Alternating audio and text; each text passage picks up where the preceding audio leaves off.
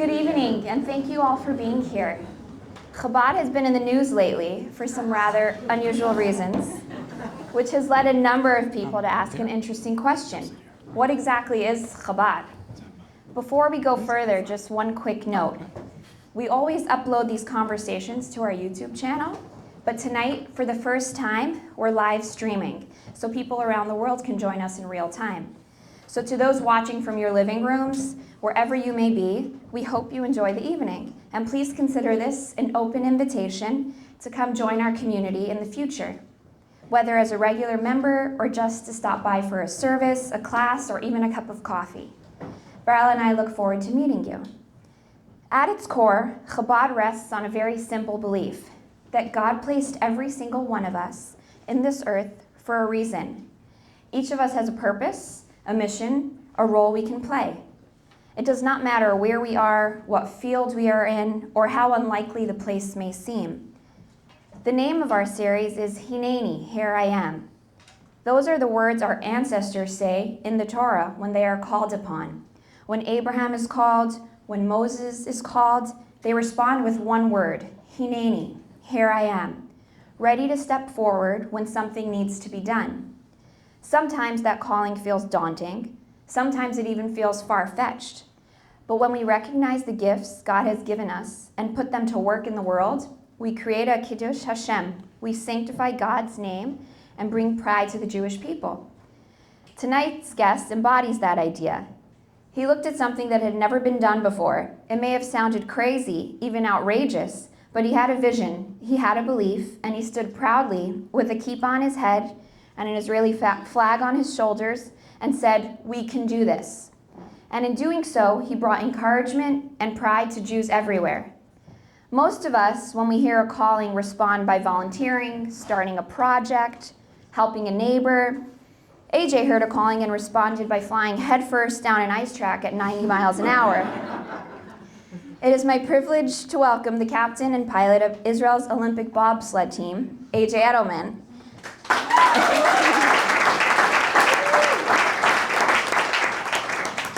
He will be in conversation tonight with our very own producer extraordinaire, Neil Goldman. Please join me in welcoming them both.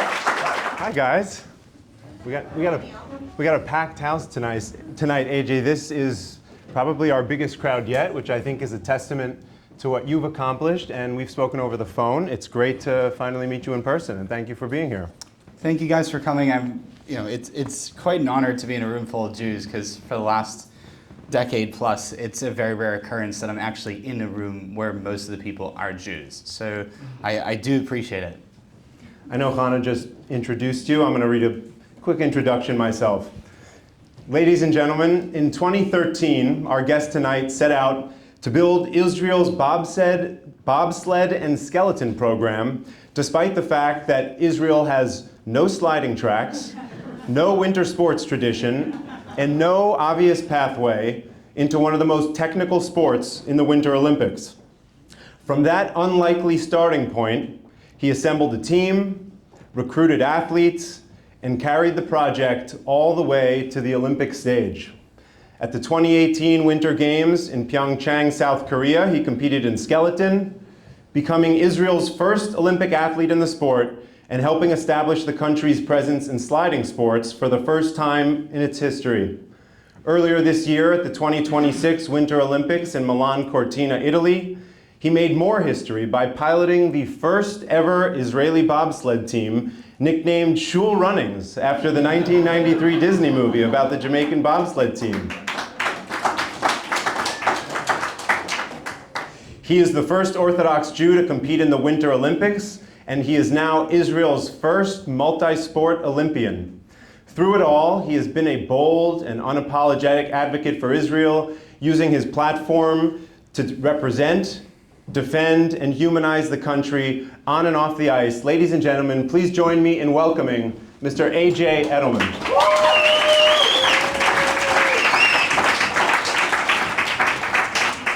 Nice to meet you, AJ. How was your Purim?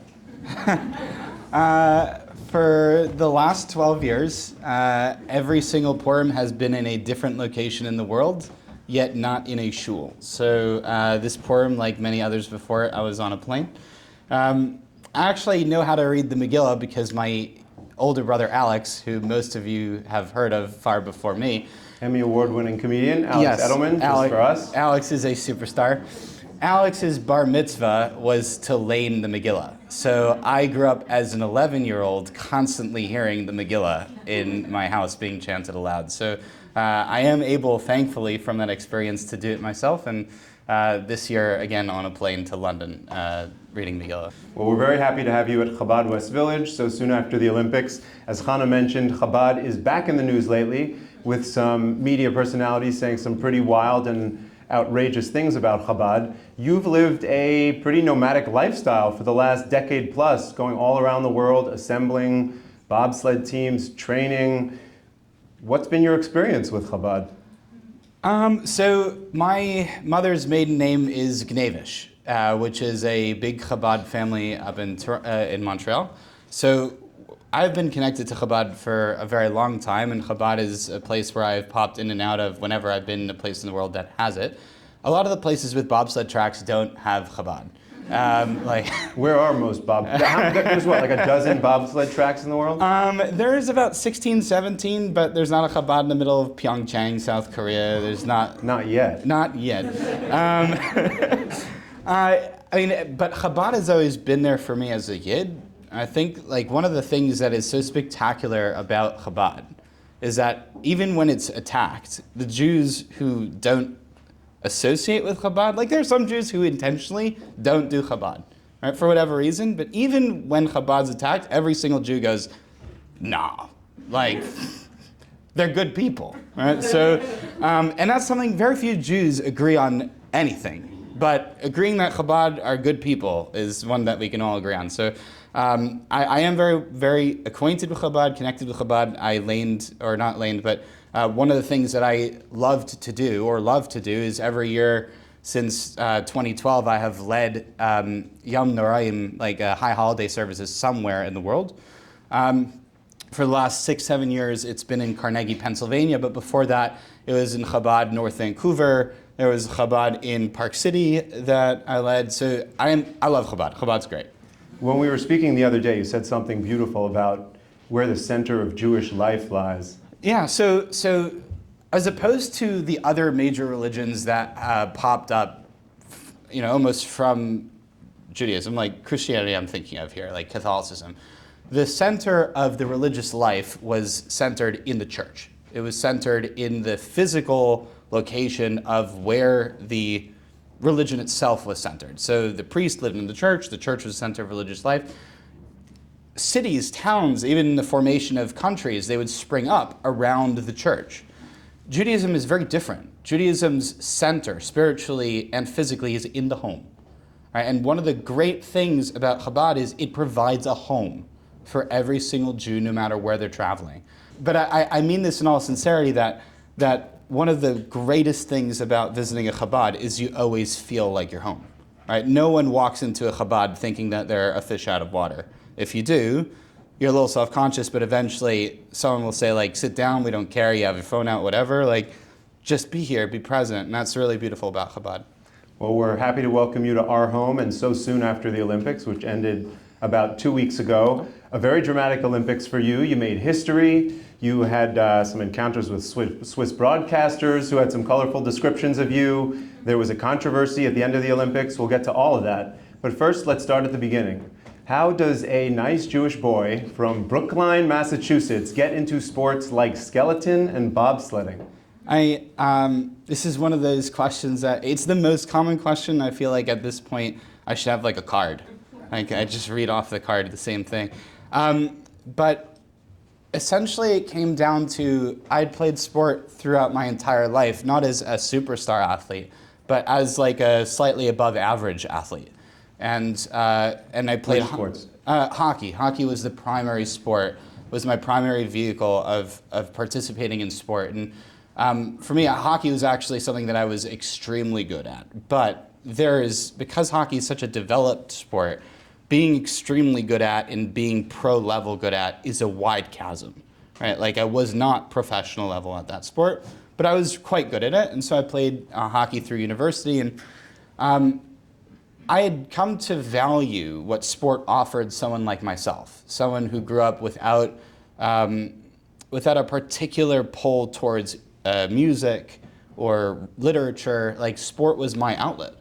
And so I thought that this was clearly the case for many Jews, that sport was their outlet, but there weren't many professional Jewish athletes, which didn't make much sense because Jews are a certain segment of the population, a certain percentage. They're overrepresented in every industry, and one of the most market-driven industries is sport. No one, especially because we own the teams, no one is going to take a look at a Jew and go, well, I don't like Jews on my team. Like, if you could produce, you can produce. So what was the reason that there were no Jews?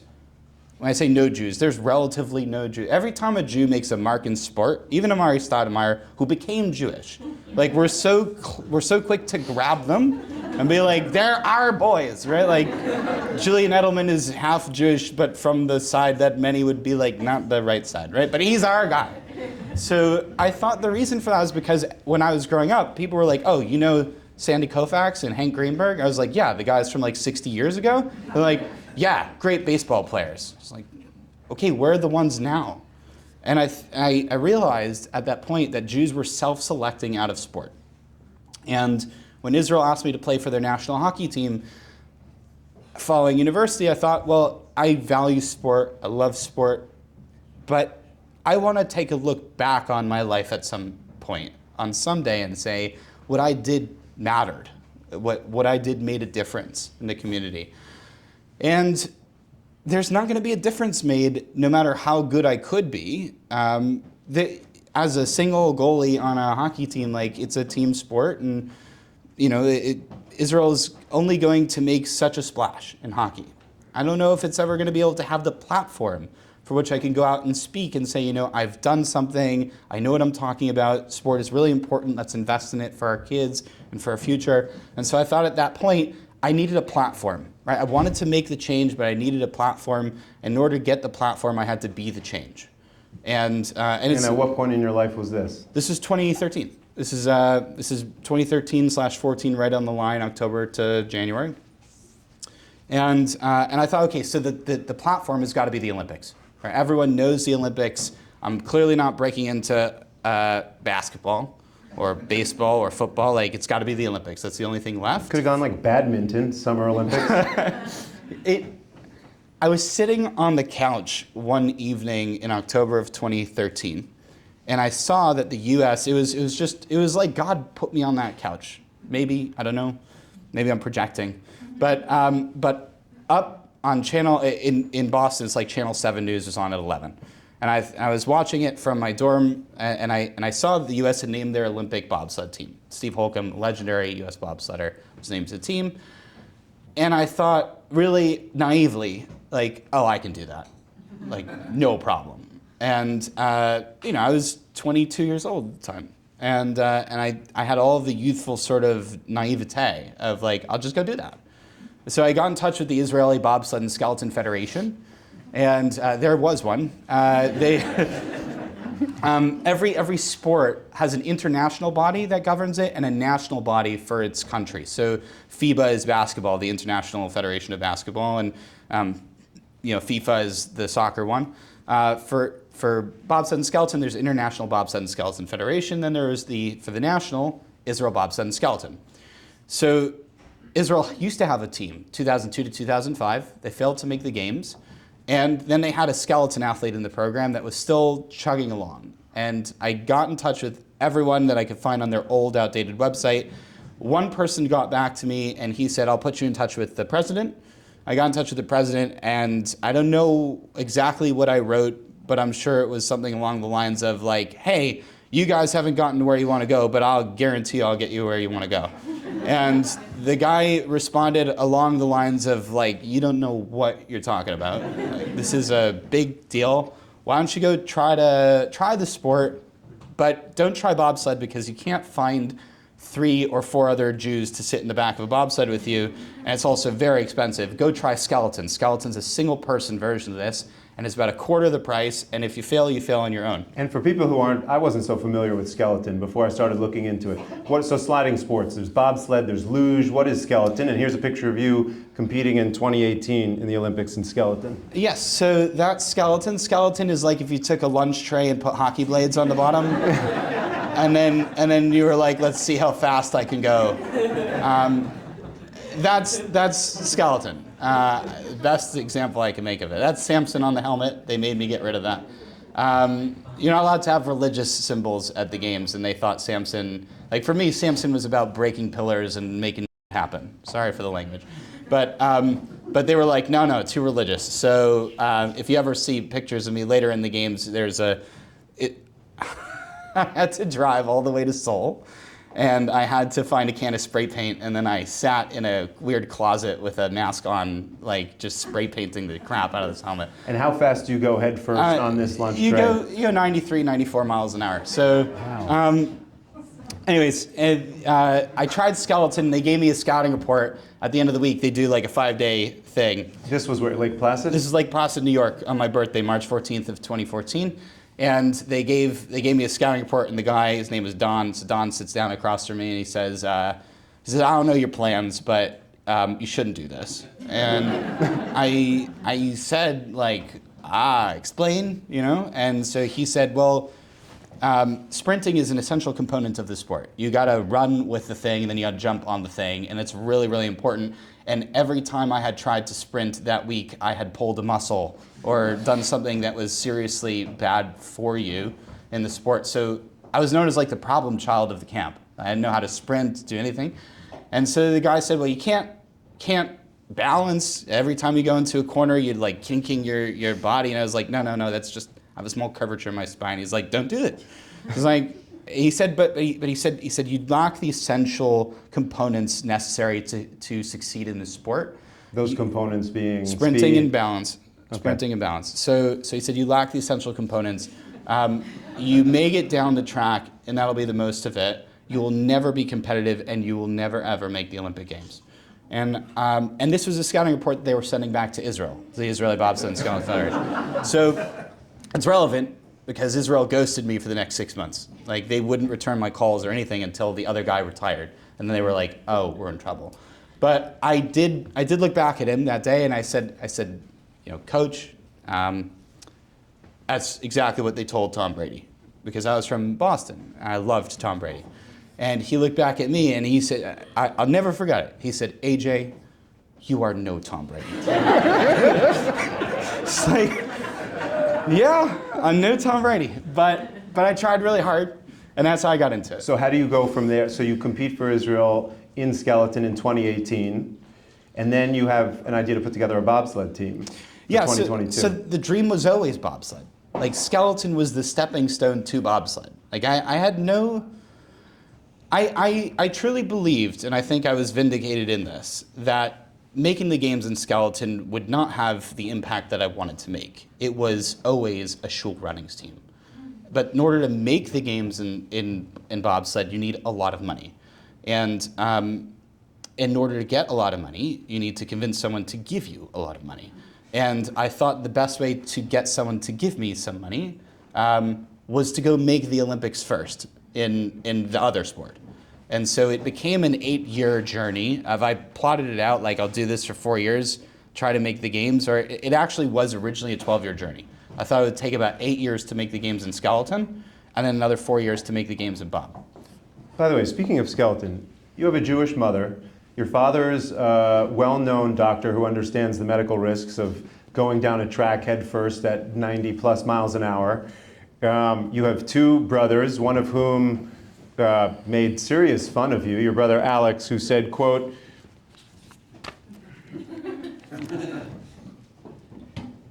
It's gravity. Called skeleton, quote, the dumbest sport you could possibly conceive of, and made fun of you pretty relentlessly. He said, quote, I called him the frozen chosen for like 4 years in a row, and basically said if you just put that thing on the track with no one on it, it would eventually cross the finish line. So what was your family's response to you doing this sport, and how gratifying was it to actually compete in the Olympics, which is huge? Oh, sorry, I need this thing. So how gratifying was it?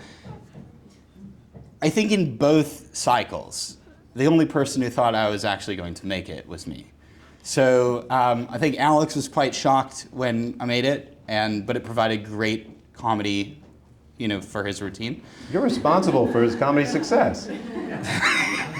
He came on Colbert, the show that I worked for. Half his bit was about you. Yeah, I feel family is always a rich well to dig from. But yeah, I think no one thought we were going to make it in Skelly, and no one thought we were going to make it in 20. Is that what the cool kids call it? Skelly? Yeah, sorry. I'm gonna start using that now. We actually have another skeleton athlete in the room this evening, Liz, who comes here. She's a superstar athlete, so we do call it Skelly, yeah, Liz? Yeah, so we're calling it Skelly from now on. Yeah, so Liz, by the way, if you meet her, she's a half-pipe Olympian, and she's amazing, so you should say hi afterwards. But yeah, so Alex didn't think we were going to make it, and in 2022, no one thought we were going to make it, and we should have made it. That was a story in and of itself. And you just missed out on Olympic qualification by how much time? About 0.1 seconds. So in 2026, I think even the Olympic Committee of Israel gave an interview at the beginning of the season that, when I read it was an interview that they gave to a reporter who was writing about the likely people who might make the games for Israel. And they were like, well, there's only 3 likely people who make the games for Israel. And they said, and Jared Firestone might make it, and in skeleton. And, Skelly. Skelly. He might make it, but the bobsled team has no chance. So I read that, we all read that, and in my mind, I was just like, my family thinks that. But we're going to make it. So tell me about putting the team together. Here you guys are at the Olympic rings. Tell me about putting together this team for, oh, there you are with your brothers. Like, Let's go back to the that. other one? There we go. Bunch of hairy-chested Jews. I love it. Next photos. This is the 2026 men's Olympic bobsled team from Israel. So who do we have from there, left to right? That's Menachem Chen. He's a Chabadnik. Ward Fawarse, next to him, he's a Druze war hero. Unbelievable, served in Gaza. Itamar Sprins, he was designated as coach for these games, so he was an athlete. We'll get to the controversy from the games at the end, but there's a maximum number of accreditations that you can have for primaries, alternates, and coaches. This was a 6-person team, and only 4 could be the primaries, which meant 1 alternate and one coach. Itamar was still an athlete on the team, though. Lulu, next to them, he's been a staple of the team since he came into my life. And then Omer next to me, Omer Katz, and Uri Zisman. And how did you finally get this team together and make it to, you were talking about how it's expensive to fund the sport. How much is a bobsled, by the way? And how much did it cost to go to the Olympics this year? A 4-man bobsled that you can buy, meaning like non-proprietary. So the US has their own program that builds bobsleds. They're the best in the world. Germany has the 2nd best bobsleds in the world, entirely proprietary. You can't buy those. The ones that you can buy, top of the line, a 4-man be 120,000 euros. A 2-man would be about 60 to 80,000 euros. And then the blades on the bottom themselves cost about 16,000 euros per set. You should have a few sets of those. So bobsled is it's a very resource-intensive sport. How do we put together the team? I stalked all their Instagrams, and I would spend hours every summer, every day, like morning till evening. I would spend hours just trying to find throughout all of the athletics competitions in the world, in rugby, in track and field, in soccer, anything which had speed and power. I would go through every single roster of every single team, semi-pro and pro, and I would scour the lists of college teams, seniors, juniors, people who had retired from COVID, maybe like just tens of thousands of people, and look for a ski at the end of the name or a berg. Like, I would look for something that would tip me off that they were a Jew or an Israeli of some sort. And then I would just endlessly slide into their DMs. I'm relentless for it. So in the middle of August of this past year, the war was still going on, and I had thought we would have more time to put together this team. I was putting together a team of a parallel team to it of people who lived in the country, but who weren't bound by Miluim service. So they were residents, but not citizens. And you could do that for the qualification. In fact, many countries do. They kind of abuse the system to get a better team to qualify, and then they just swap them out. I just needed a parallel team of people who lived in the country, but if the war continued on, we wouldn't have a situation where in the middle of qualification, Hamas just decided to do some really bad stuff and the qualification would fall apart. But in the middle of August, Israel got in touch and they were like, we're closing the list in 3 days. You got to find guys in 3 days.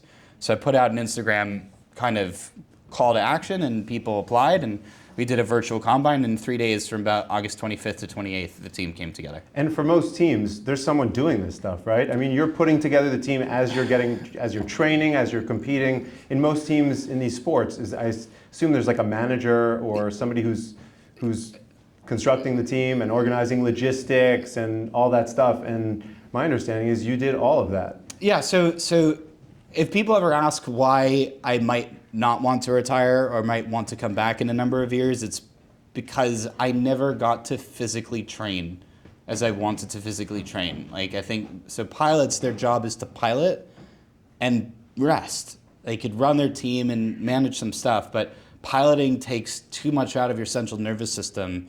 Like you have to be able to rest to grow and recover as an athlete. And my average sleep across the last number of years is about 4 to 5 hours a night. Because it was just constantly doing the logistics of, I did the flights, the cars, the housing, every single thing about the team was done through myself. So it's extremely, no one does that. Like no one makes the games and does that, but Israel did. I say Israel did because I just don't think, like without Israel being the motivating factor for any athlete, like the love that we had for the country or that I had for the country and wanting us to make it, I just don't think any other team would ever attempt such a thing. But yeah, a pilot doesn't do this. What do you remember? Well, we're talking about not just competing, but competing as a representative of the state of Israel and the Jewish people. What do you remember about the first time you put on the jersey with the Jewish star on it? Oh, it's so long ago. I'm trying to remember it, but I'd be lying if I could say I remember it. It's 12 years ago by now, and I hit my head a lot. Well, what does it feel like? What does it feel like to you to represent a country that you're a citizen of and obviously have a deep love for? At the same time, it's not a country you grew up in, and it's not a country you live in. Yeah, but so I always identify far more as an Israeli than I identify as a Jew, and I identify far more as an Israeli than I identify as an American, because I was born into being Jewish, and I was born as an American. I love both, but I chose Israel, because Israel, for me, is home. Right? Like, I think that there's, every single person in this room, I can guarantee it, who has flown to Israel knows that feeling when you touch down. Right? Like, everyone has it. I'm sure I'm not the only one. You feel it. There's a tear in your eye, like, you're home. No matter if you were living there at the time, you are home. It's a spiritual experience, right? Representing Israel is a spiritual experience, but I think for every Yid who holds, like these sort of values in your heart or recognizes what Israel is to the Jews and what the Jews are to Israel, like it's a spiritual experience to wear the flag, but I'm just a shaliach, I'm just a messenger of the country, of the people.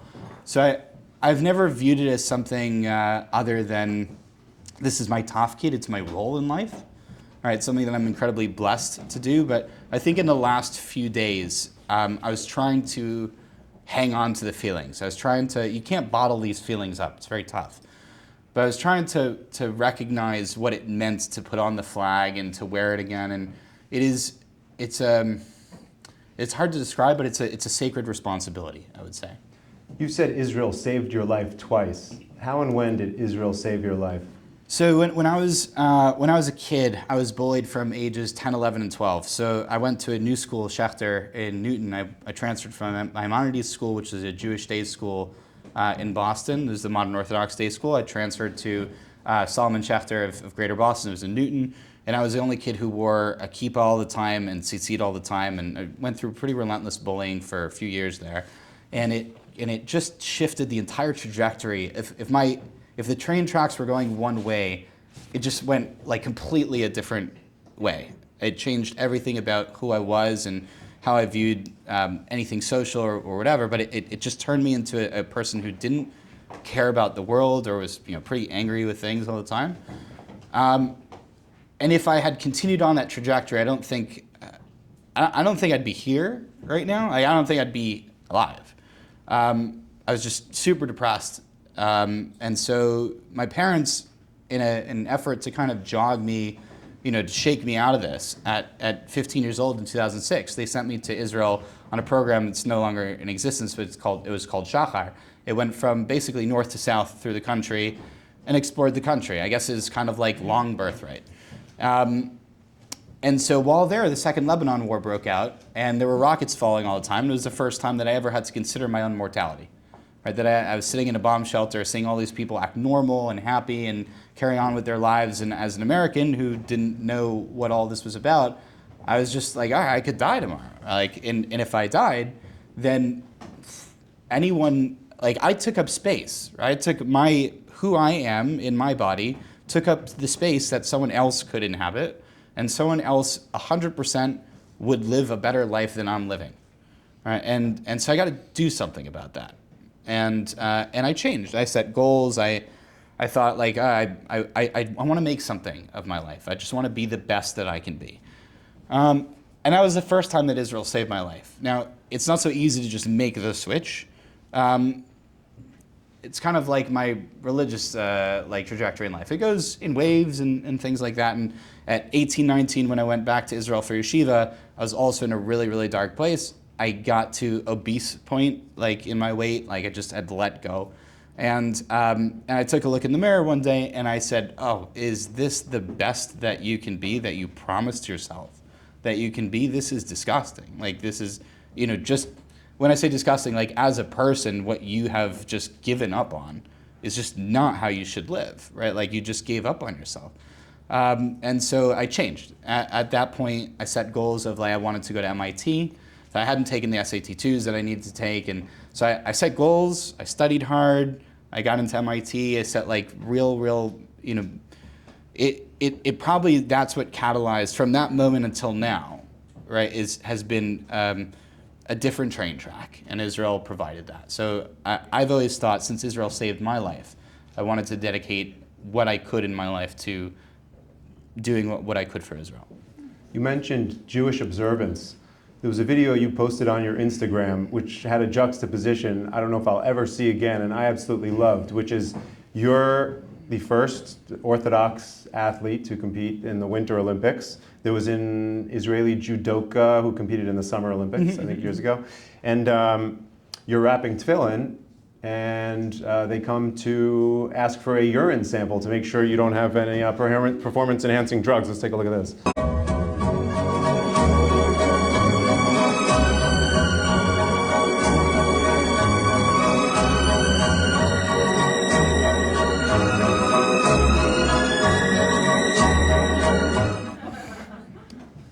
So what was it like maintaining your Jewish observance at the Olympics? Did you pray before races? Was it difficult to do? Did you feel, some of my most spiritual experiences in life is when I've done Jewish rituals in the most far-flung places, whether it's lighting a Hanukkah menorah or saying Kiddush somewhere, or... There are so many stories of being a Jew in the middle of nowhere Jewish. I think one of my first ever moments of realization that each, I talk about it, but feeling it is something a little different. So I was talking for a couple of years by 2015 about how important it is to be a Yid, just carrying your own light. Every Yid is a candle. And one of the most amazing things that I ever heard about Moshe Rabbeinu is that his light lit many other lights, right? And there's something to be said about every neshama, every Yid is their own flame. And by simply existing and walking around, you carry a light, a very special one that illuminates all sorts of darkness, and that you can light other people's wicks, right, that have gone out or aren't so bright. I was feeling it somewhat, but not until this moment in 2015, where there was a bobsled track in Königssee, Germany, about 5 minutes from Hitler's home, the Eagle's Nest. And I happened to be traveling. There's so many small stories that you guys will never hear, but one of the more interesting ones that very few people have ever heard is in 2015, when I came into the program in 2014, Israel's Olympic Committee was so opposed to the idea of a bobsled and skeleton program that they refused to give the conditions for which they would accept the invitation to an Olympic Games. All right, so you have to both qualify for an Olympics and then get the country to accept the invitation. You qualify your country for it. And so Israel, until that point, for like 12, 13 years, had just declined to give the criteria for which they would accept an invitation to the Olympic Games. And when I came into the program, one of the things that I promised the Bobsled and Skeleton Federation was, I'll fix this. Right? Like, I'll fix this. Somehow I'll fix it. And it was during the trip where I went to Israel in 2015 to fix this that I stopped over in Königssee, Germany, and I lit Chanukah candles at the bobsled track. And I thought at the time, no one has done this here, at least for 70 years. Right? Jews haven't been in this place to light Hanukkah candles at least since the 40s or 30s or probably even earlier. How lucky, how blessed am I as a Jew to be able to do this on behalf of Jews? Right? Like, this wasn't, like, I would see it, but a Jew was here. A Jew did that. There are many moments like that. One of those is wrapping tefillin in the Olympic Village, because when's the last time a Jew wrapped tefillin in the Olympic Village? I don't know. I don't know if ever. So what's it like? It's kind of just, it's my job, but it's who I feel like Jews have a responsibility to do that. It's normal. I'd say it's normal. There's a verse that was on the side of the bobsled which you guys trained with. I understand you're not allowed to have any religious iconography on the equipment that you actually use in the Olympics. Yeah. But if we can go back to that picture with, there it is. Achen yesh Hashem b'makom hazeh v'anochi lo yadati, which is when Jacob was running from his brother and lies down one night, has a dream. In the dream, God reaffirms the covenant to Abraham, and Jacob says, God is in this place, and I didn't know it. What does that mean to you, and why is it on the side of your bobsled? Yeah, so back in October, I posted a video of the bobsled team training our first 4-man push in training. So the sled was an older model sled, and it was bereft of any sponsor stickers. Like, one of the things about the Israeli bobsled for the last number of years is it's had no sponsor stickers. Bobsleds are like race cars. They have tons of sponsor stickers all over them for every other country. And I'd never successfully managed to raise more than 15% of a season. And Israel's National Olympic Committee had never put a cent towards the team. I even had to pay for my own flight to the 2018 games. So how would you fund the previous? Uber, savings. I bought some Bitcoin way back when. It's all gone now. Like, my grandfather passed. Like, a number of things like that. My parents helped. But it like, all of these little things, there were a lot of sacrifices that had to be made along the way, like sleeping in cars a lot, cutting out breakfast and lunch. But one of the things is Israel just had no sponsors. And after October 7th, we lost all of the sponsors we could have had because Israel was seen as political, and people in Israel didn't sponsor because it's not only a winter sport, but they thought it was like crazy. So I just posted a video online. I said we would really love to put a sponsor sticker on the sled this year. It's the Olympic year. I think we're going to make it. And it went somewhat viral on Twitter because basically a bunch of anti-Israel accounts picked up on it, and they were like, look at the genocide bobsled team go. And it got like 500,000 views. It was the most views of any video I'd ever made, but all the comments were like, rats in a bobsled by AI. Like, it was a bunch of really mean stuff. Someone here, all right. Yes. Adam, so it's beautiful that he has remained completely anonymous until this point. It's Adam Glick, who's affiliated with you guys. He got more than affiliated. Yeah. He's affiliated. He's also makes possible so much of what we do here, and he prays here regularly. And yesterday even gave the sermon. And Ari Marom, sitting right there, said, this guy could give the sermon every week. He's fantastic. So he obviously saw your post on social media. I think he saw that post. I don't know how. I just get an email in my inbox. He's like, what do you need? And I told him what we needed, and we had it. And so Adam made this season possible. And all he asked in return, he didn't want me to mention his name anywhere, all he asked in return was for us to put the pasuk on the bobsled. And so we did. Instead of it being small, like I think you may have expected us to, I wanted to make it big. because it represented something that I think even all of us in the team felt, which is this was a divine. If everything in 2022 fell apart exactly as God would have intended it to fall apart, like there's no way we couldn't have made those games without every single domino falling the way it did from basically COVID erupted in January of 2022 in Europe and decimated the World Cup field from people just couldn't compete because they had COVID, and allowed the team behind us by 6 spots to jump those 6 spots and displace us. It was like every single thing that went wrong, that had to go wrong for us not to make it, went wrong. So I always thought 2022, God just didn't want it to happen. And in 2026, I kind of figured, well, if God wants it to happen, God's going to make it happen. I think God wants this to happen. So hence it was really big. By the way, that verse that's on the side of the bobsled is right above us. If everyone takes a look, it's the verse that we have on our wall on Chabad. You could see later when we get up. Okay. But I asked Adam, I said, what interested you about funding this Israeli bobsled team? And he said, quote, I saw in some media posts that they were seeking funding. I like the incongruity of it. I think it's good for people to see Jews doing things they don't expect them to do. Winning Euro song contests, racing a bobsled, fighting back, paying retail. Which so I have a sense of what your answer is going to be, but do you see an incongruity in a Jew racing a bobsled? And also, we are experiencing right now, we're in a moment of, sort of like a golden moment of Jews in sports.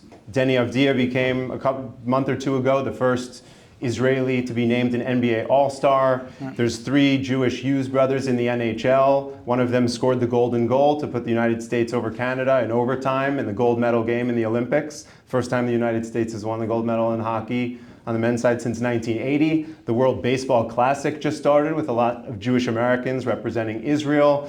Do you see an incongruity with a Jew competing in bobsledding? And do you feel a kinship with, what do you make of this moment with all these Jewish superstars, you being one of them? I'm not a superstar, but thank you. I think, I don't find anything odd about it. I think that this is what I've always wanted to normalize. There's 16, 17 tracks in the world. There will probably never be another new bobsled track built. They cost $150 to $200 million to build. Like the Winter Olympics will make it back to the same places that have built the sites in order to save money. So of those 16, 17 in the world, there's like 3 or 4 of them in Germany, and almost every team has to go practice and train in a country that has a track that their country does not.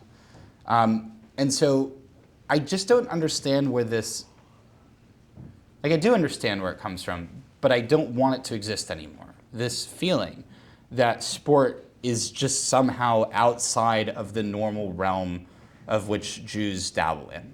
Right? It's not true. Right? It doesn't, except for lactose intolerance and some other genetic stuff that we test for it.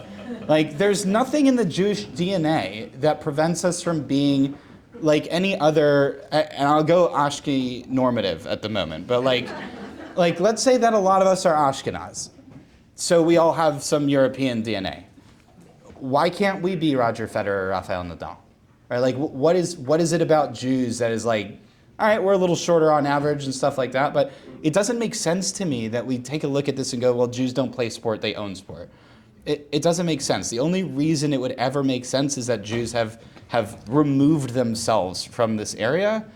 And when you say like it's a golden moment, it shouldn't be, right? It should be so normal for a Ryan Terrell to come around. It should be so normal for a Deni to come around, for a Hughes brother to come around, that we don't go, wow, that's crazy. We should go, yeah, we do that. And I think that's what the bobsled team is always meant to stand for, is it seems crazy, but it's not crazy. I want to go back to something you said when you posted and people were like, look at the genocide team go. One of the moments that stood out to a lot of Jews who were rooting for you was when the word genocide was used in connection with you. There was a Swiss broadcaster who was calling one of your competitions on RTS, Radio Television Suisse, and he said, quote, Edelman, a self-described Zionist to the core, who has posted several messages on social media in support of the genocide in Gaza, and he said, quote, This, and I'm translating from the French, this raises the question of his presence in Cortina during these games, since the International Olympic Committee had indicated that athletes who have, and I quote, he said, actively supported the war by participating in pro-war events, being militarily engaged, or via their activities on their social media networks, were not eligible to participate. How did you find this out? What was your reaction? And your social media throughout all of this was very much stay above the noise, but how do you stay mentally focused during the Olympics when, I mean, this sort of noise is extraordinary? That's my job. So I think everyone has a different frame of reference for how they deal with things. But for 12 years, I've viewed my own self as an extension of the state. Right? Like I believe very much that national athletes who represent at international competitions, meaning if you are a soccer player in the World Cup competing for your country at the World Cup, if you're an Olympian, for example, of any country and you're at the Olympics, you are an extension of the state because the state or the country, they sent you, right? You are not just yourself, you lose that individuality. And that's my own personal belief. It's not, I can't say it's 100% MS. Everyone has their own, belief in where what role they inhabit. But for me, I viewed myself as I call it a shagrir, an ambassador of the state through sport. Therefore, I am unapologetic that what the state does is good. What the state does, what Israel stands for is good. Regardless of who's running it, regardless of anything, what Israel is good. Zionism is good. It's a force for good. We are good. That's what Israel is. And so throughout the entire last couple of years, the Olympic Committee of Israel was extremely upset with how I was posting online. Like how vocal I was, how visual I was, going out and basically just challenging. Everything I posted was like not bobsled. It was rah rah Israel. And they were really, really upset about it. Constantly asked to take things offline and stuff like that. I said no. When some loser on a television broadcast uses his 2 minutes to talk about like how much I love Israel, like that to me is a great thing. All right, so he's getting my message out there. So I'm not really bothered by it. He's a Zionist to the core. You right, I am. Sorry. Of course I'm Zionist. Like I'm Israeli. Right? So it'd kind of be like saying like, oh, this American is so patriotic. All right, great. So I was happy about it. Like the guy basically gave a nice. You were happy about it? Yeah, the guy gave an advertisement for Israel. Right? Like he spent the entire time not talking about anything but Zionism. Great advertisement. So I'm okay with it. I want to ask you about how the Olympics ended, and then we're going to open it up to questions from the audience. So start to get your questions cooking. You mentioned the Israeli Olympic Committee. Mm-hmm. And the elephant in the room, some people are familiar with this, some people aren't familiar with it, is Israel's disqualification or self-withdrawal in the four-man competition on the last day of the games. What happened? Yeah, so for those of you who don't know what he's talking about, Olympic competitions are held in 4 heats over 2 days. The top 20 go through to the final run, which is heat 4. So after day 1, you kind of know where you're sitting and what's possible to make up. From the beginning of the team's formation, we have always viewed the team as we are 2 teams in one.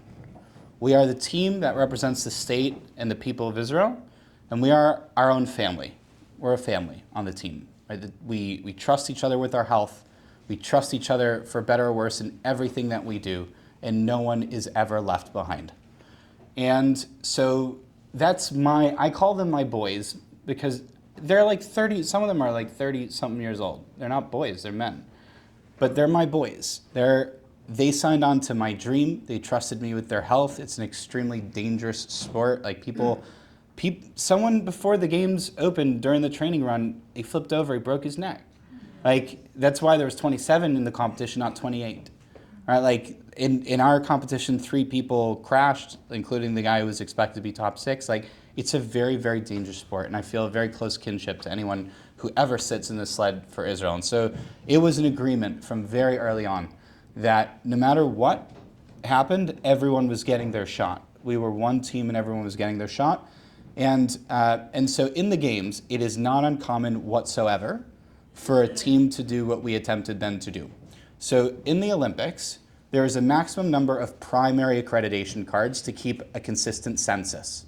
So in bobsled, when you qualify for one team, there's 4 primary accreditation cards, and it's just because across the whole Olympics, they say there can only be 150 from bobsled primaries, 900 skiers, X amount of figure skaters. It's a cap to maintain an equal census. And so what a lot of teams do, and what happened even in our own competition, is once they get to those final run, for various different reasons. So one team might do it so that a guy who makes the games, who competes in the games, he gets funding going forward from his country. All right, so a lot of teams have done this. It's happened in every games pretty much for the last number of games, where the only way to switch out the primary to an alternate is by saying you don't feel fit to slide. Right, it's dangerous for you to slide. And so what you do is just say like, Meaning what, you're injured or you're ill? Yeah, you pull your hamstring, you hit your head, something like that. It happened in our competition, happened in 2022, 2018, 2010, 14. Unfortunately, in our competition, the individual who was tasked essentially with swapping out for Ward. So Ward is the Druze war hero right there in the yellow. Ward's been on the team since 2020. He was one of the founding members of the team with me. And so Ward, we all agreed at the beginning of the season, whoever's alternate, but especially if it's Ward, got to be on the sled. So after day 1, we realized that we were locked into our place, couldn't move up, couldn't move down. We probably would finish anywhere between 20th and 23rd. And we moved to make the change. And that change was Uri saying he hit his head, couldn't compete, felt a little dizzy. Uri's mom and Uri were very unhappy about this. They wanted Menachem to pull out. And so was it agreed upon before this plan was devised that he would be the one who would? Everyone was on the same page. So he got cold feet? What happened as you understand it? I don't want to ascribe motive, right, to people. I'll never understand it. Like, I think it's very hard for all of us in the team to understand, but eventually it was his mom who blew the whistle. So his mom went to the Israeli Olympic Committee officials and said, put my son back in, he's not injured. And at that point, it was over. So without Ward racing, even before the Israeli Olympic Committee said anything, I basically said, without Ward racing, we're out, right? Like, it's either Ward or it's no one, so we voluntarily withdrew. So you get a DNS that do not start on that final run. But Israel had its own things where it was like, all right, well, you guys acted inappropriately, so it's the end of everything for you guys. Some people felt that multiculturalism played a role, that the Israeli team thought it would be great if that Ward would be the first Druze bobsledder, or first Druze Olympian, and that you guys kind of DEI'd yourself out of competition, and that this was progressivism leading to immorality, to put it one way. No. That someone described it to me. I mean, would you have done this if the alternate were not Druze, if you were? 100%. You would have, okay. Oh, 100%. So I think a lot of people's reaction to what happened with the team is their instinct is to say Israel is under such a big microscope, right? Like, why would you do this if Israel is under such a big microscope?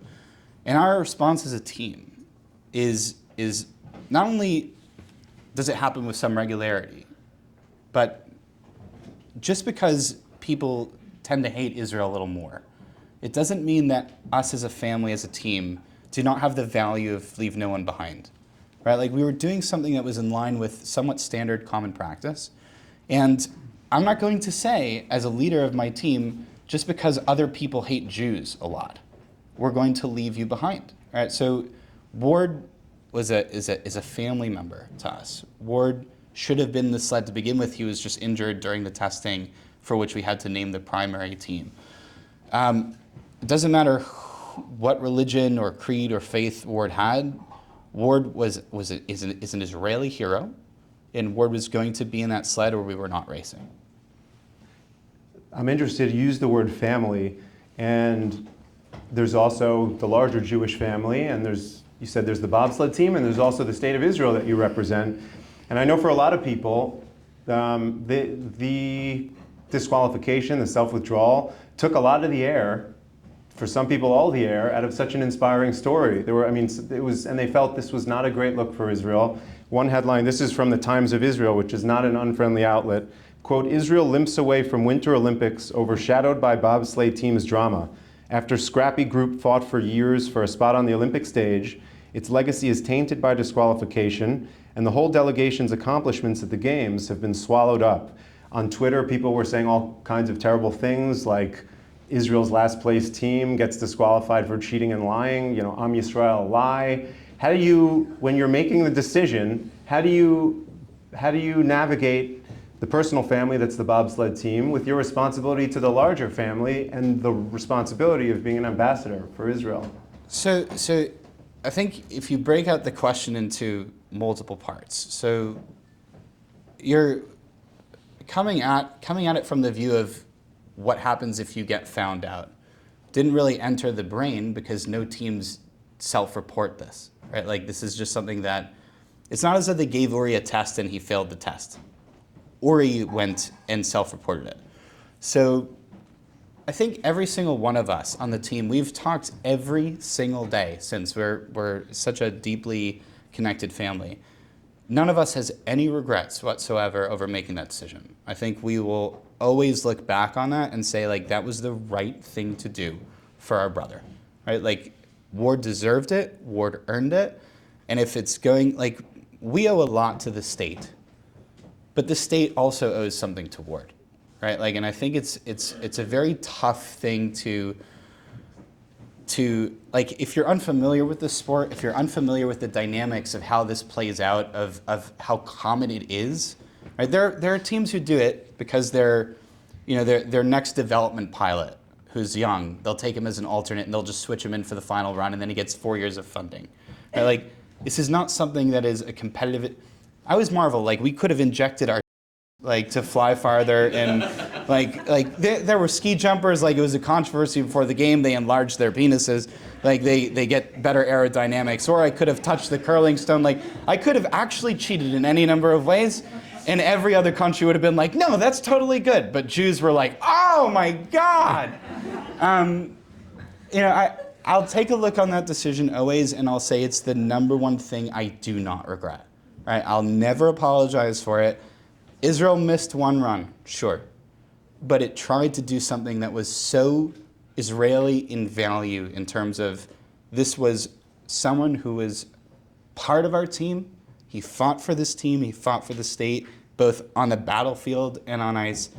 This guy was in the sled or the team was not going. And so how Israel decided to handle that personally and the public furor that erupted afterwards, I can't control that, I can't contain it. But the one thing that's for sure is that in 5, 10, 15 years, when people look back on the team where that Israel competed, people aren't going to go, oh, but they lied to get the war hero in the sled. Oh, what evil people, right? Like, they're going to say Israel competed at the games, right? Israel was there, and it inspired the next generation of athletes to do the same thing. And so I'll never apologize for it. Like, I know people are disappointed in it. And if you're one of the people who are disappointed in it and you invested your hopes and your dreams in the team, I apologize if that lets you down. But on a personal level, what I feel very proud of is that every single person on that team, everyone, including the parallel athletes who were not Israeli, who aren't shown in the picture, there was like 9 or 10 different people on the team this year. Right, the Israeli ones are the ones who went to the games, and the other ones who helped and supported us and were there in case of injury and stuff. Every single one of them all came together and they said, this is right, this is good, this is what we should do. And so I'm proud that Israel I'm proud that we as an Israeli team made that decision, because I think if I were to look back on it and we hadn't made it and we'd just done the third run and everything would have ended up in a nice bow, I think forever I would have looked back on the decision anyways and gone, how could you not have gotten Ward in that sled? Terrible. Right. Well, thank you for sharing and giving us some more insight beyond what we read in the papers and online. I want to give the audience a chance to ask you questions. As I said, this is probably the most well-attended Hineni we've had. Sure. And I'll give you my microphone. Hi, I just want to say I love your videos, particularly I watched all the Japan ones. Oh. And Lulu vlog, and in general you are so inspiring, which I know is the purpose of, was your mission, and it's worked, although I don't really play sports, but just in general. My question, and I don't want to put pressure on you, but I'm curious, I think you made Aliyah because you're a citizen. Do you think you're going to move back to Israel in the future, or are you going to, I guess, what are your plans for the future? I absolutely want to live in Israel. There are financial barriers at the moment. Like, I need to find a job that's not going to be replaced by AI. That's like number one on my mind, is like, I need a job. I'm going to be 35 at some point soon. Like, I need to not be out of a job in 10 years. So my number one thing right now is getting the life settled to re-enter the workforce. Two is I gotta find a life partner who's chill with wherever we live. And I've noticed that New York women love to stay in New York. So that's gonna be tough. But I think, like, when it comes to Israel, Israel's my home, right? And anywhere that I live outside of Israel is always going to feel like a temporary stop regardless, but Israel is where I need to go back to. How soon is just a question. Yes, Andy, down the aisle on the right.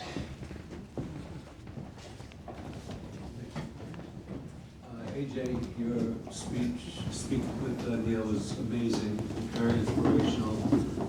And I saw your brother's show on Broadway, and it was also amazing.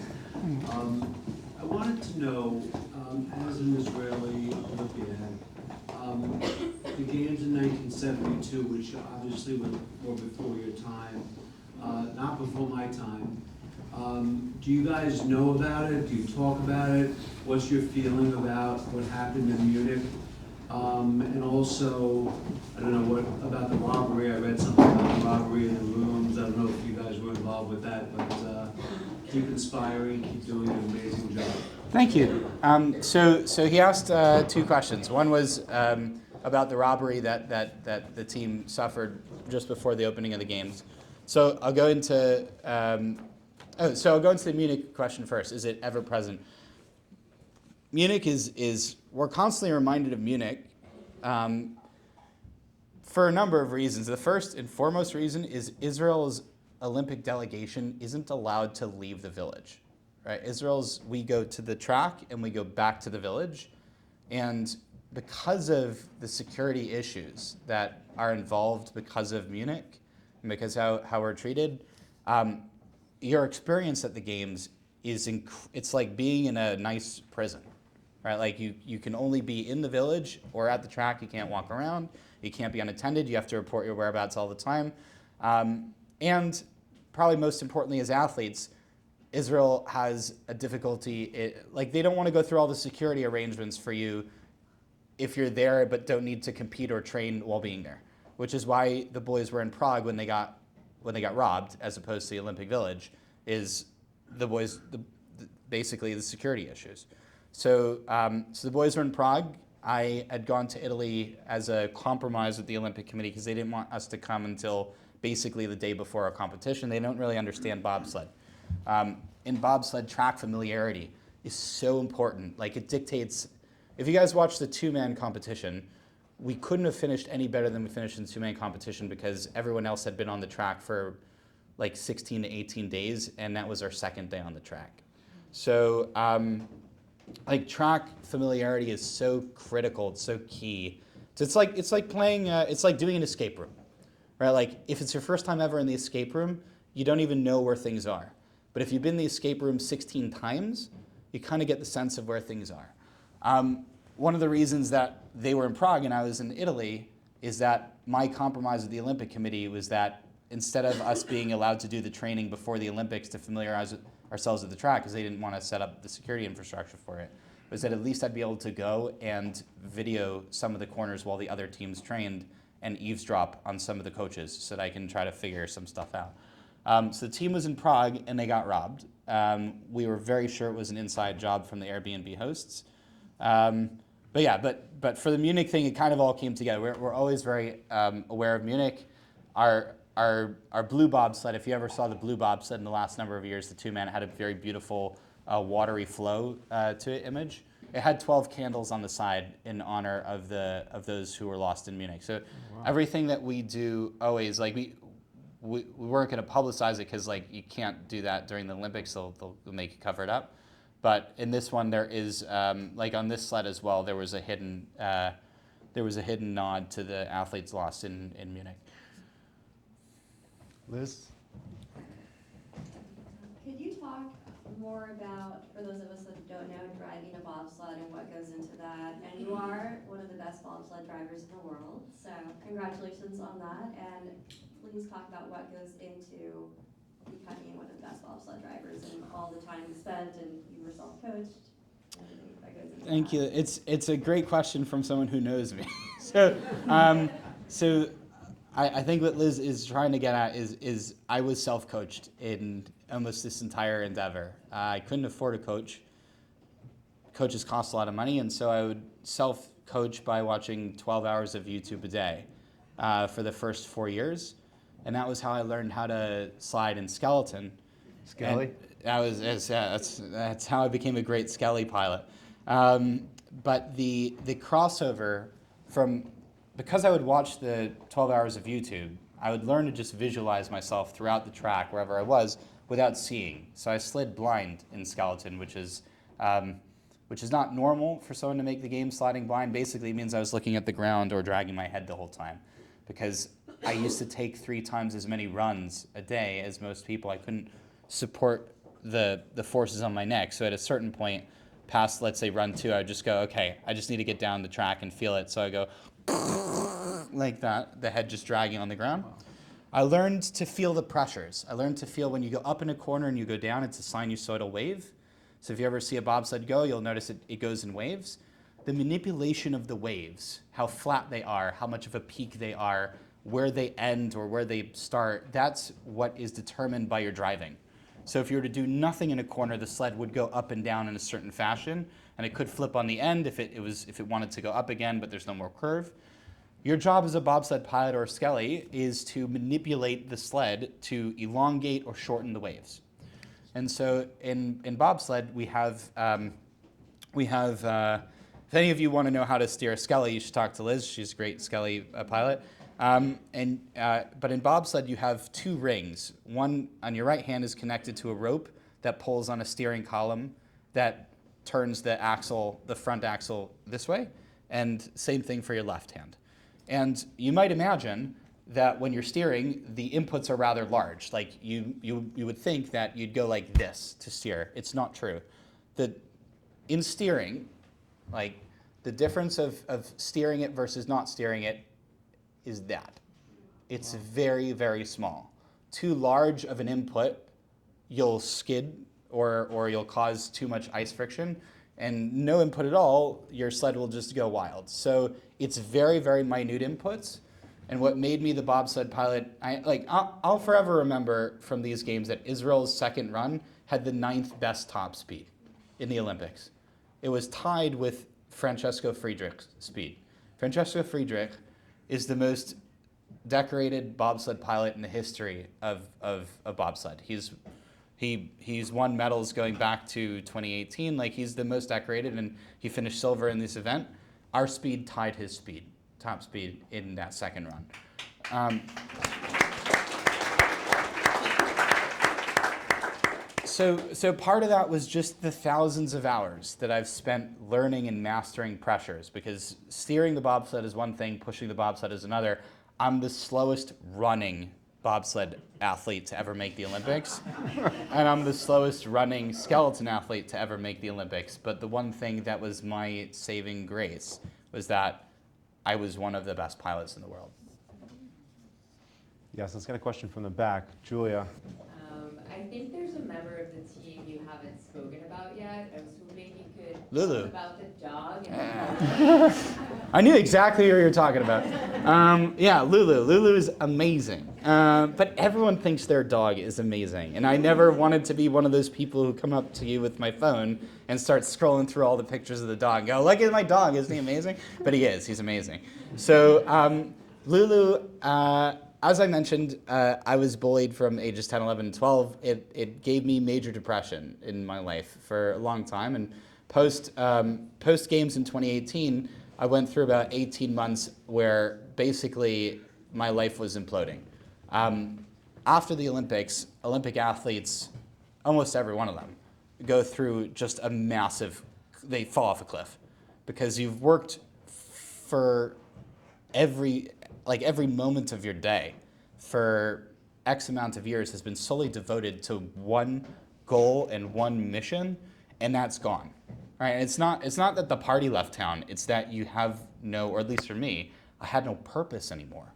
Right? Like I was Israel's athlete and I was run out of the sport, I felt like, because of this hugely anti-Semitic incident at the 18 games.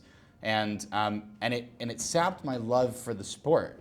But I had felt at the time, like at the time I was dating someone, I told her, I said, she was going to medical school, and I said, look, because she said, you hated this sport. I did, I hated skeleton so much. But skeleton was a means to the bobsled team. She said, you hated the sport. You always said you wanted to retire from the sport. You couldn't wait to retire from the sport. And I said, yeah, but you have to understand it's kind of like you're going to medical school if you were a surgeon and someone chopped off your thumb and you couldn't do surgery anymore. Right? This is what I do. Representing Israel is who I am. Right? And so for 18 months, it was like a hell, like in my personal life. So Lulu was an attempt to save myself.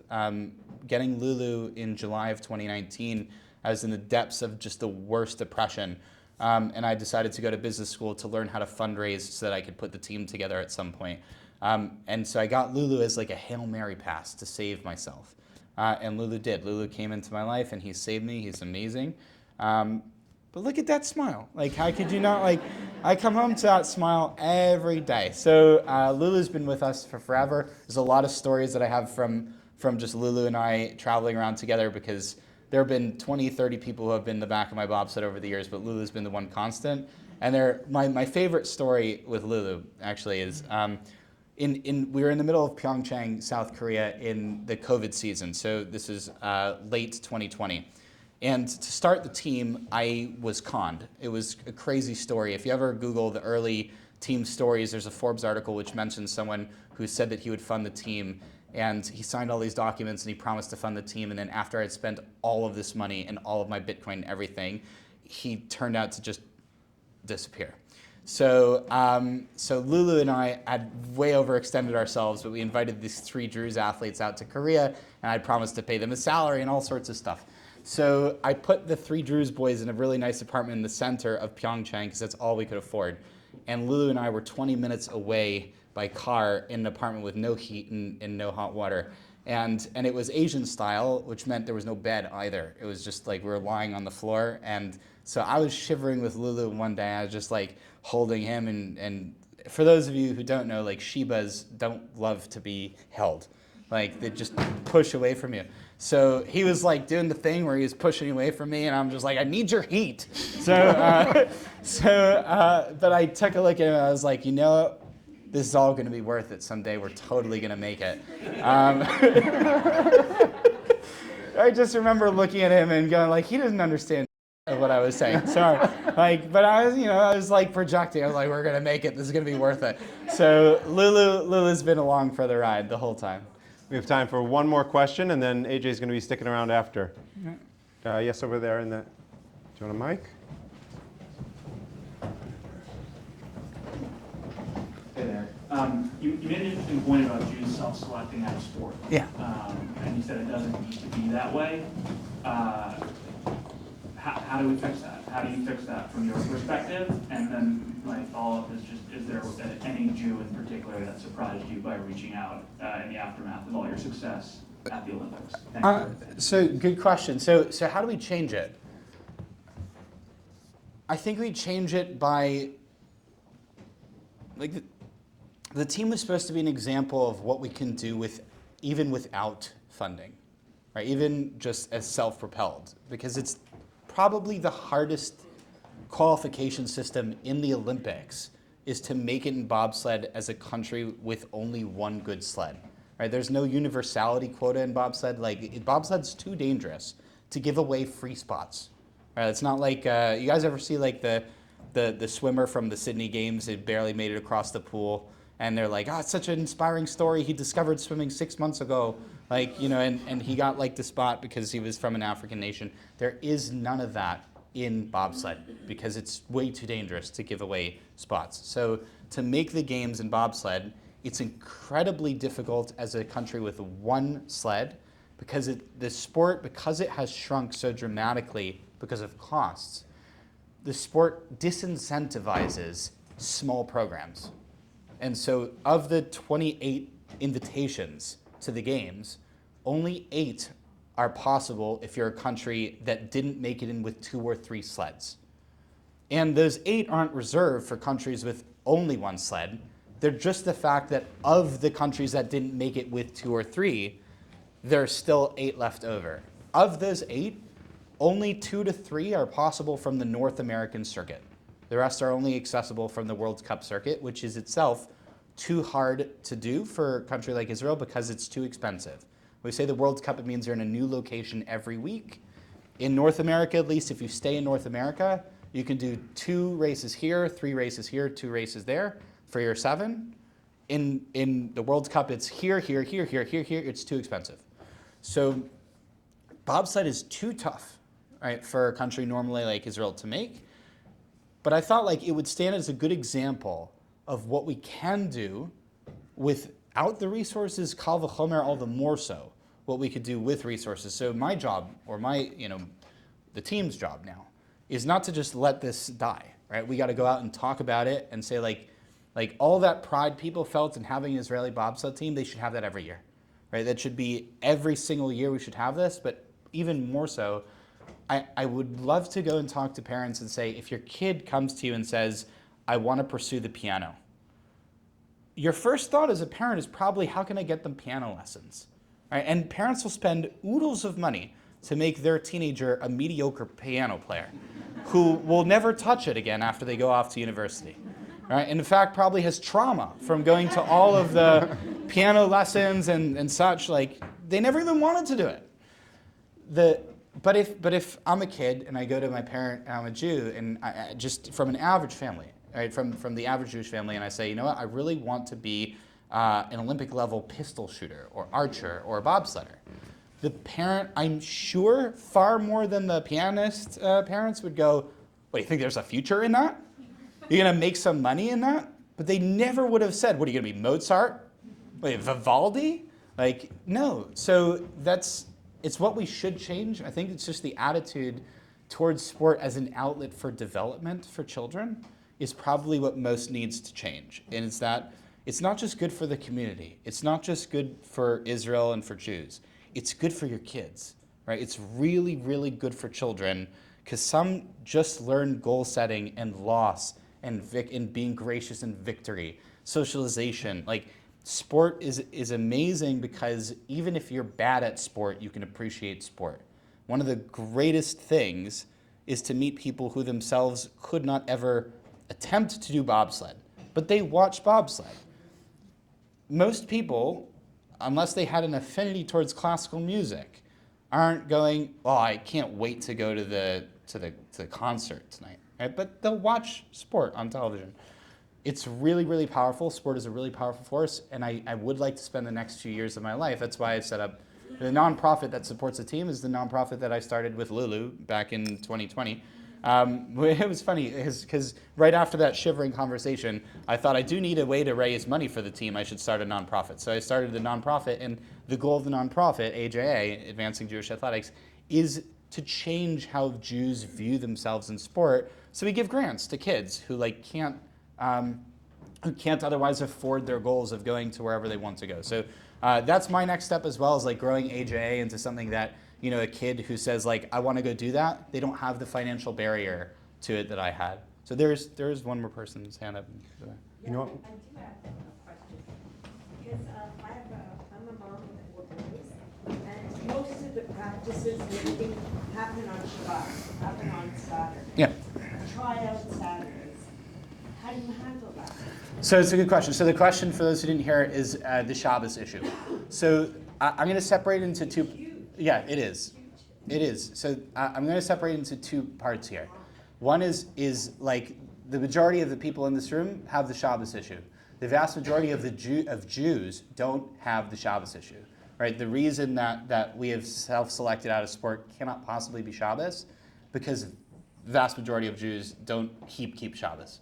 So I do want to separate those two issues. Now, as with respect to Shabbos, things will only change if there's a critical mass to change things, right? So our voice needs to be heard, right? If it's up to us as a community, if things are not accessible and they're Shabbos based, we have to do the thing that the team did in its own way in sport, and it's going to be a tough task, it's going to be a tough lift.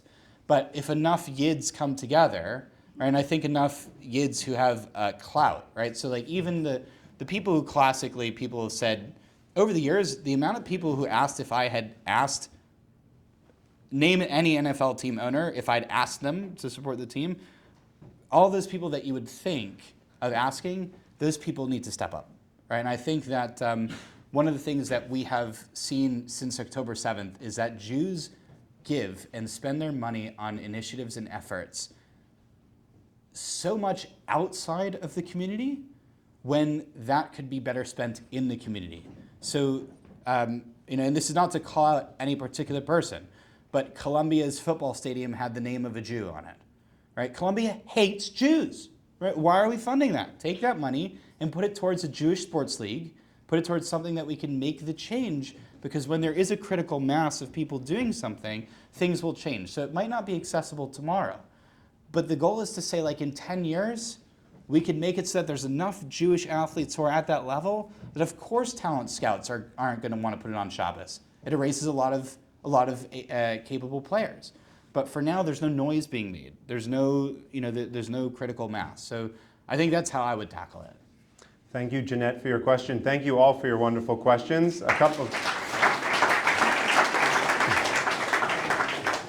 of thank yous before we wrap. First of all, thank all of you guys for coming tonight. It's always the people in the room that account for the energy, and there's great energy tonight, so thank you guys all for coming. Thank you to Adam Glick, who we mentioned, without whom tonight would not be possible. Thank you to Ethan Shire, the chair of our Hineni committee, who's a driving force behind our speaker series. Thank you to the rest of our Hineni committee, Allison Schrager, Tom Easton, and our very own Kyle Price. Thank you to Stephen Mallet, our cameraman, back by popular demand. Thank you to Lauren Klass for helping at the very last minute with this PowerPoint, and Jenny El Fakir for jumping in and doing a great job over here. Thank you to David D. Mills-Miller, our cue card guy. Thank you to Sarah G. Thank you to Mark Calcano, our security guard, for keeping us safe. Thank you to Rabbi Beryl and Chana Gurevich, who hosted us in their home tonight and have transformed Jewish life in downtown New York City. We had 400 people here on Monday night for Purim. We get between 150 and 200 people every Shabbat. If you are here tonight and want to get more involved, please get more involved. Tell your friends, tell your kids. We do great stuff here. I could vouch for it as much as I could vouch for anything. And of course, thank you to the man we're all here for tonight. An inspiration, an extraordinary athlete, an extraordinary Israeli and Jew, Israel's first multi-sport Olympian, the one and only Mr. AJ Edelman.